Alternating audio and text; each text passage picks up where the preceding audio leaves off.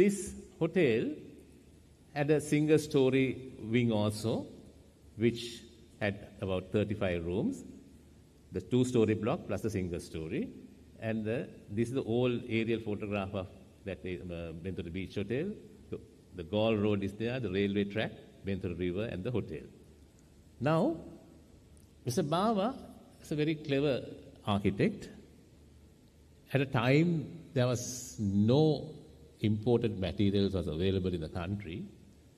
He used polished cement floors, granite stones, cut and polished granite stones, and copper tubes for handrails, and terracotta tiles for wall paneling and floor.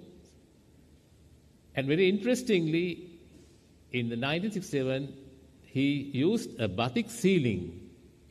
First time he has used a batik ceiling, no other artificial ceilings, done by a Sri Lankan designer called Ina De Silva, and that was again reproduced in 2017. I can show you at a later stage. And to stiffening the handrails, he has used those, most of us have not heard about it. This is called a sekku gala. To extract oil, they use this sekku gala. And to that, he connected the horizontal bars and they stiffened it. And in a subsequent photograph, I'll show you how finally we have developed it. So, using a lot of local materials, he created this Bentota Beach Hotel in 1967. Right.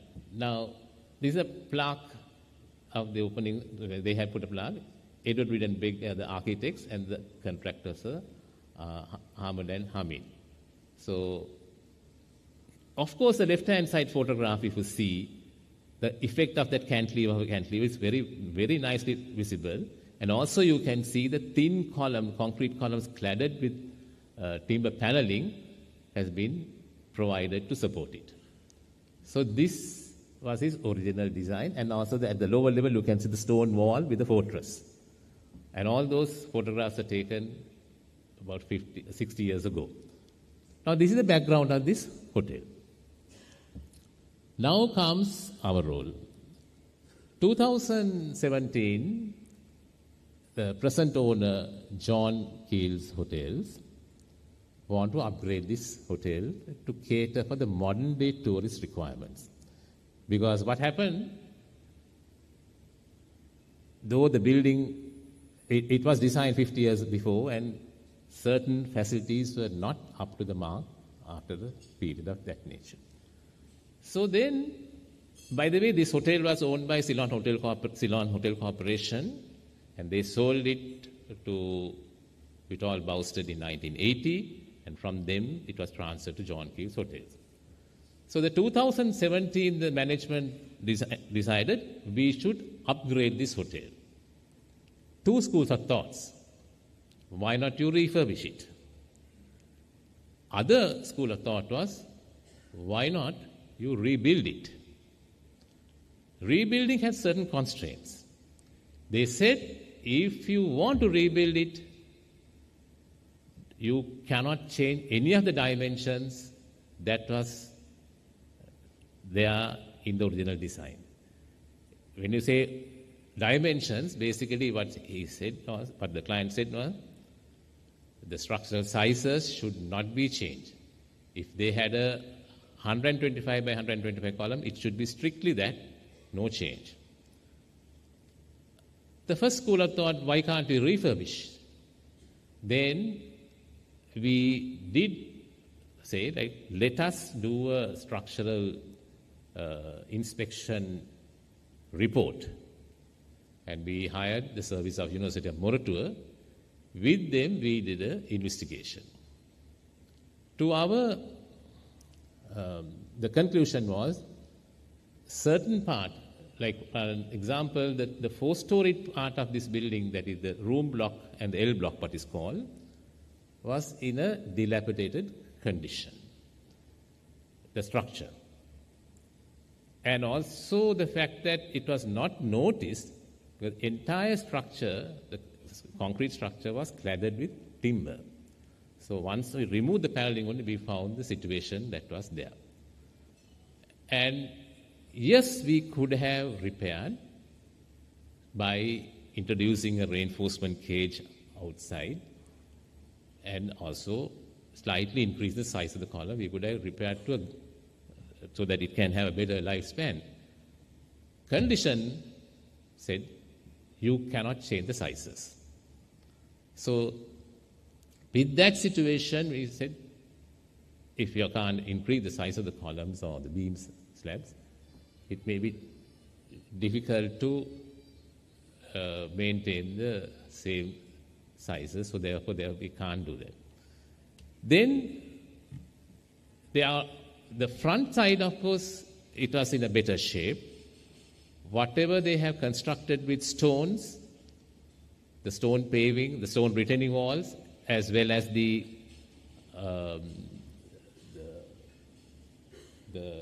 stone retaining wall, as well as the stone paving, was in very good shape. The retaining wall, even after 50 years, no leaks, no dampness, no cracks.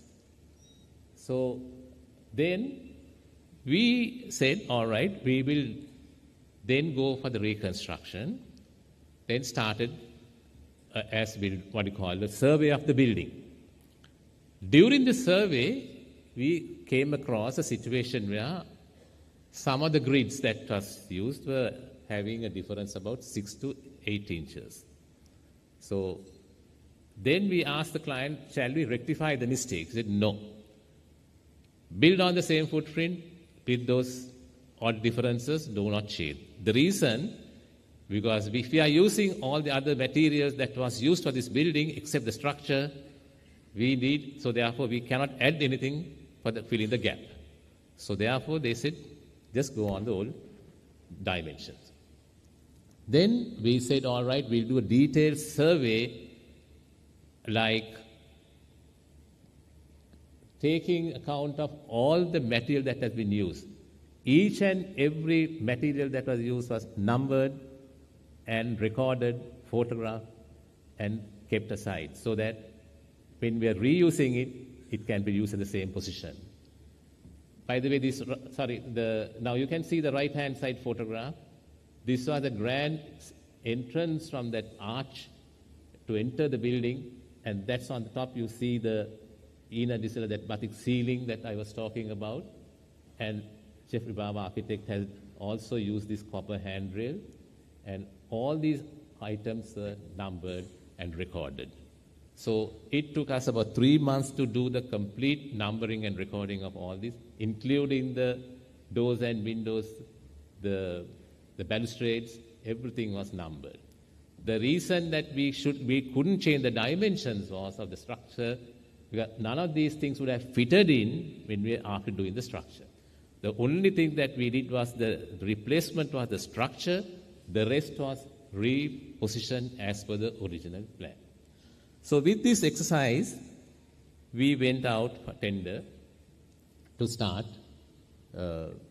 construction work.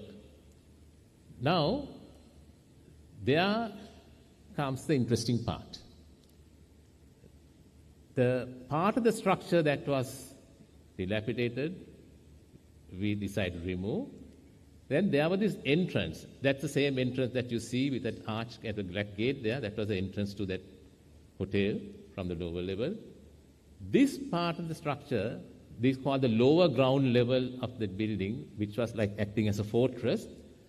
Architect Jeffrey Bauer has done a design. He has done the roof slab, sort of an umbrella type roof slab, plus he has pasted stones to the underside of the concrete slab.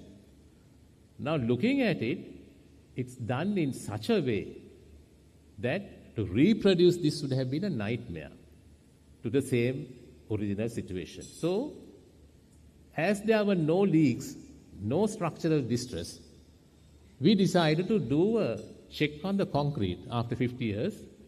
We thought, okay, let's see, it's in a good shape visually. Concrete was sound. We did what we call core samples. We did a couple of core samples, and to our, we were quite lucky there. strength of concrete was 27 newtons per millimeter square. That was a relief. And also at the bottom, the concrete core sample, if you see how evenly the aggregate has been placed. No, there was no segregation, no honeycombs, very evenly placed aggregates.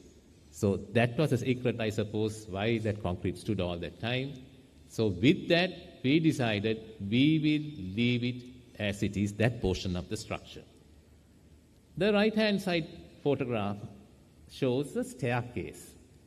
A staircase that is, there's a circular staircase connected, radiating from the center circular column to the concrete core wall. And if you can see these irregular strips underneath the soffit of the staircase, it is something that if we had to reproduce the same way, it would have been extremely difficult, because we later found how he had got this impregnation to the concrete was he has used arecanut tree strips for shuttering, or what you call puak putty. With that, when you place the arecanut strips in that way, it's a flexible material and also getting that curvature. When you remove the shuttering, the impregnation has created, and that is a feature that architect Baba has always wanted. Here's a man who, this architect Baba, generally he had a concept called, a Japanese concept called wabi-sabi, that you do buildings with near imperfection. Not going for the full perfection, it is called near imperfection. It's a Japanese concept. So here, this has a character, there's a feature, but it's not a perfect job. But that near imperfection theory is quite visible from what he has done here. So luckily now here again, we did the core testing. There also the test passed. So we decided the staircase core and the entrance porch area, concrete slabs, will be retained, and the stone walls also are retained because they were in good shape. Then came the rest of the work that we had to demolish. Then we started dismantling the building. Now, that on the left-hand side, little by little, it was done in a very careful way without disturbing the environment. Most of the heavy machinery was not used. Then we started taking out the building. And this is the right-hand picture shows the foundations that was excavated and built on the existing, as per the existing situation. Whatever the differences in the grids, we maintain. And what you see on that other structure, that staircase core that I was talking about, it was kept as it is.